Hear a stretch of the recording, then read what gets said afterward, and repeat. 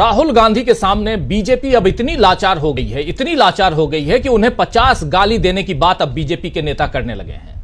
दरअसल आज बिहार में बीजेपी के प्रदेश अध्यक्ष दिलीप जायसवाल ने साफ शब्दों में कहा है कि 50 गाली राहुल गांधी को दे सकते हैं, जिससे बीजेपी की खीज और डर दोनों नजर आ रहा है।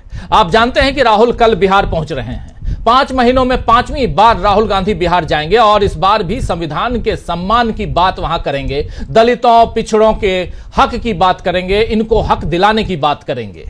राहुल गांधी ने अपने दौरे से पहले नीतीश कुमार पर बड़ा हमला बोला है। राहुल गांधी ने ट्वीट किया है। नीतीश कुमार पर बड़ा हमला बोलते हुए क्या कुछ ट्वीट में लिखा है, जरा आपके सामने रखना चाहता हूं। ट्वीट में राहुल गांधी लिख रहे हैं कि 20 साल तक सत्ता में रहने के बाद भी नीतीश जी की डबल इंजन सरकार न तो बिहार को सुरक्षा दे पाई, न सम्मान और न ही विकास। अपराध, बेरोजगारी और पलायन, यही नीतीश बीजेपी सरकार की असली पहचान बन चुकी है। जनता को लाचार बनाकर सत्ता से चिपके रहना ही इनका एजेंडा है। नीतीश सरकार न्याय नहीं बल्कि सिर्फ सत्ता की राजनीति का प्रतीक बन चुकी है। अब बहुत हुआ, समय आ गया है कि हम अन्याय के इस चक्र को तोड़ें और बिहार को सुरक्षा, स्वाभिमान और सम्मान की राह पर आगे ले चलें।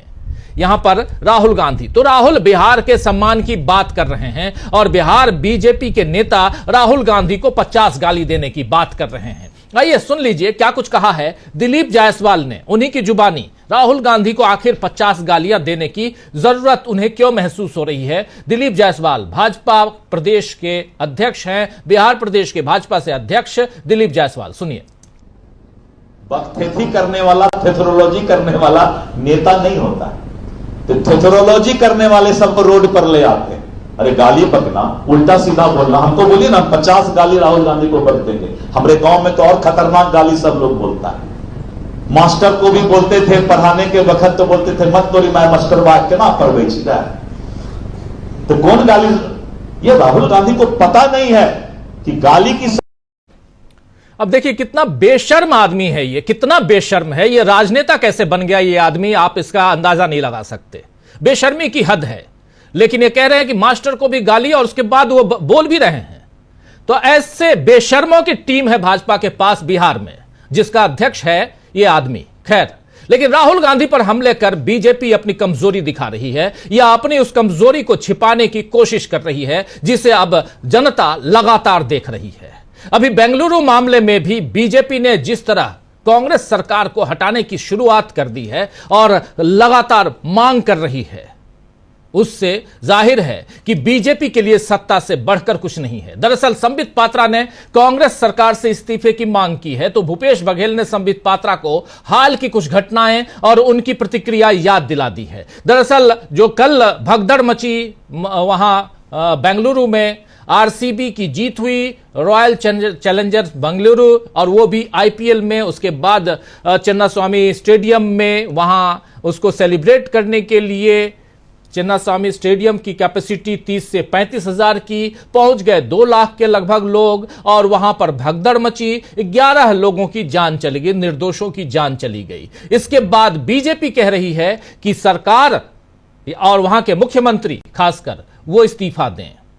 लेकिन भूपेश बघेल, पूर्व मुख्यमंत्री छत्तीसगढ़ के, वो कह रहे हैं कि आइए जरा आपको कुछ हम और डाटा दे देते हैं, फिर इस्तीफा मांग लीजिए। सुनिए जरा यहां भूपेश बघेल को। मैया को भी गिरफ्तार किया, मानसिक रूप से पैदल है। दिल्ली में जब रेलवे स्टेशन में भगदड़ हुआ तो रेल मंत्री से इस्तीफा मांगा था क्या संबित पात्रा? मांगा।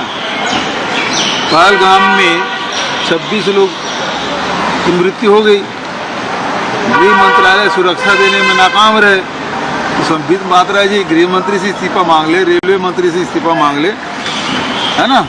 उसके बाद बोले ये बेहद, जो कर्नाटक में बेंगलुरु में जो घटना घटी वो बेहद दुखद है और पूरी संवेदना मृतकों के प्रति श्रद्धांजलि अर्पित करते हैं और परिवारों के प्रति संवेदना व्यक्त करते हैं। और न्यायिक जांच की घोषणा हो गई है। अभी तो भाई 22 अप्रैल की घटना है ना। कौन सी जांच चल रही है, उसे क्या रिपोर्ट आया, सुरक्षा में चूक क्यों हुई, क्यों उसको मेडिकल सपोर्ट क्यों नहीं मिला, और वहाँ एनएसजी और पैरामिलिट्री फोर्स और पुलिस को उतारने बजाय एचएम क्यों उतरा पहलगाम में। यहाँ तो कम से कम तत्काल आपने जांच की घोषणा कर दी, पहलगाम में जांच की घोषणा नहीं है। तो संबित पात्रा जी पहले इनके बारे में उत्तर दे, यहाँ पे जांच शुरू होगी, उसकी जांच। तो सुन रहे थे आप साफ साफ यहां संबित पात्रा जी, आप पहले उन तमाम सवालों का जवाब दीजिए जो सवाल आपका पीछा कर रहे हैं।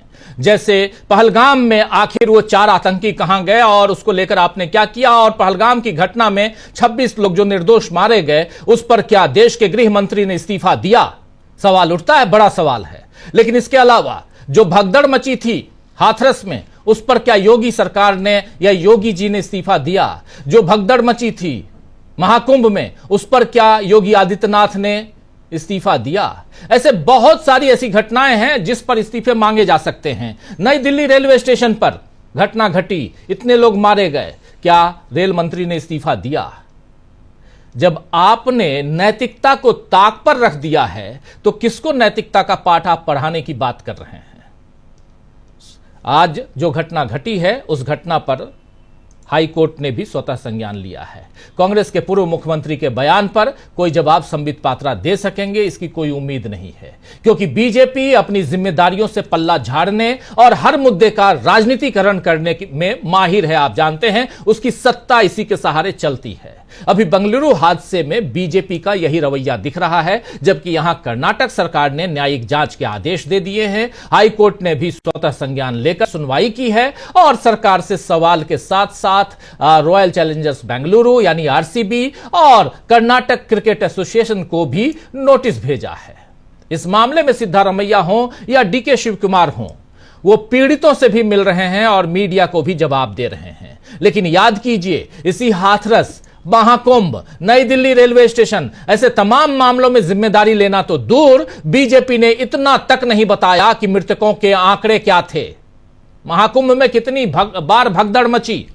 सवालों से बचने का यही रवैया गलवान घाटी से लेकर पुलवामा और पहलगाम तक चला आ रहा है। गलवान घाटी में आप याद कीजिए, जब सवाल पूछे गए, नरेंद्र मोदी ने क्या कहा था? न कोई घुसा है न कोई घुसेगा। लेकिन क्या हुआ? हमारे 21 सैनिक मारे गए थे। वो 21 सैनिक मारे गए, उसके बाद फिर उसको लेकर भी राजनीति चली।